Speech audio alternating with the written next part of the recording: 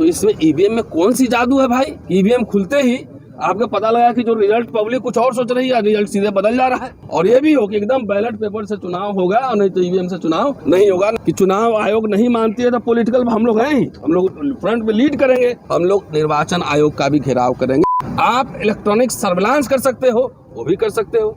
आप इतना sophisticated weapons है हमारे फोर्सेस के पास, अगर आपको लगता है कि ये सेंसिटिव बूथ है, यहाँ पे गड़बड़ी हो सकती है, तो आप डिप्लॉय करो वहाँ फोर्सेज। आप शूटर साइड का भी ऑर्डर दो कि जो बूथ लूटेगा उसको देखते गोली मारो। ये करने से आपको कौन रोक रहा है? क्यों?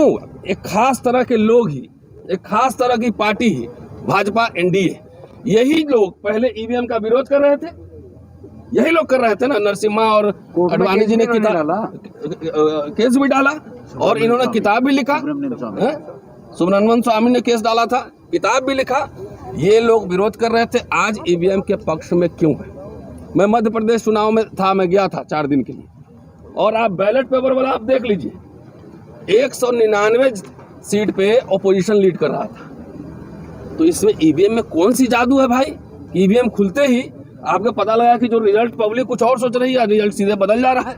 तो सीधे और सीधे साथियों, ये ईवीएम नहीं है, ये समझ लीजिए कि अगर जाके बाहर में कहते हैं मदर ऑफ डेमोक्रेसी, और यहाँ डेमोक्रेसी जो है हाईजैक कर लिया गया है, सरकार ने, चुनाव आयोग ने हाईजैक कर लिया है।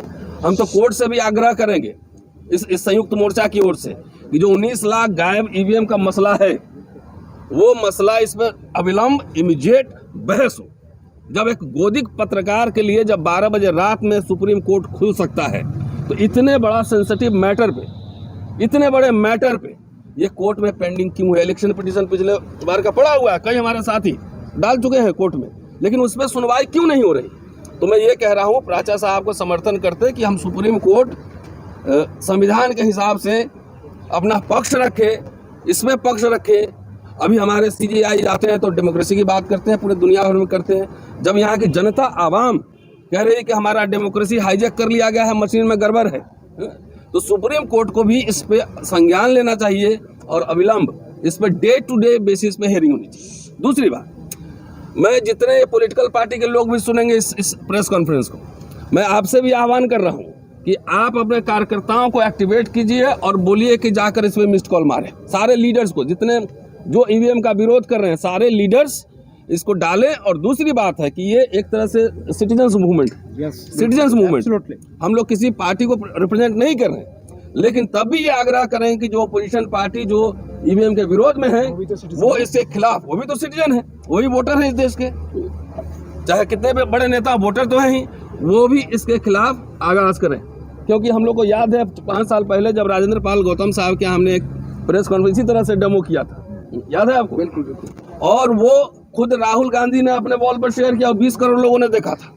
तो अब खाली शेयर करने से काम नहीं चलेगा, अपोजिशन पार्टीज भी इसको पॉलिटिकल एजेंडा बनाए कि oppose EVM save democracy, oppose EVM save. जनता की आवाज है, जनता ये चाह रही है, आपको वोट जनता से ही लेना है, इसलिए पॉलिटिकल पार्टीज भी इसको पूरा एक पॉलिटिकल एजेंडा बनाए, अपने घोषणा पत्र में भी लाए।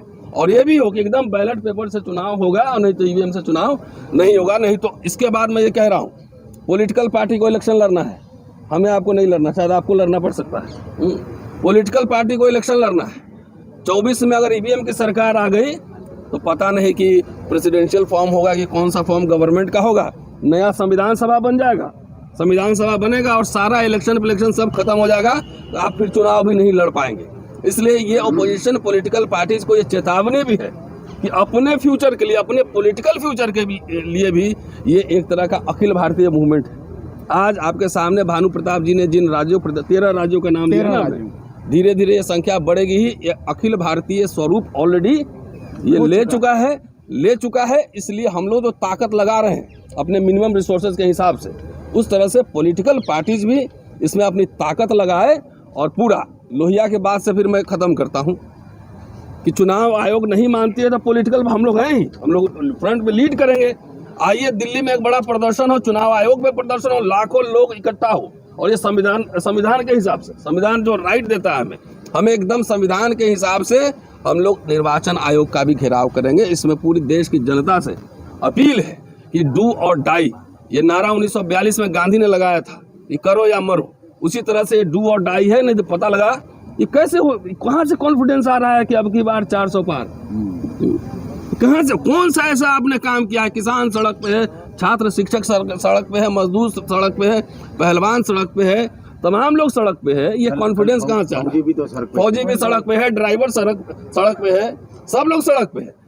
इनका जादू, उसमें कौन सा लीला है, जादू है मशीन की, उनमें से आपको 400 पार हो जाएगा। इसलिए हम लोग जान रहे हैं कि ये पूरा गड़बड़ होना है ईवीएम से। ईवीएम का अपोज करो, संविधान बचाओ और देश बचाओ। शुक्रिया।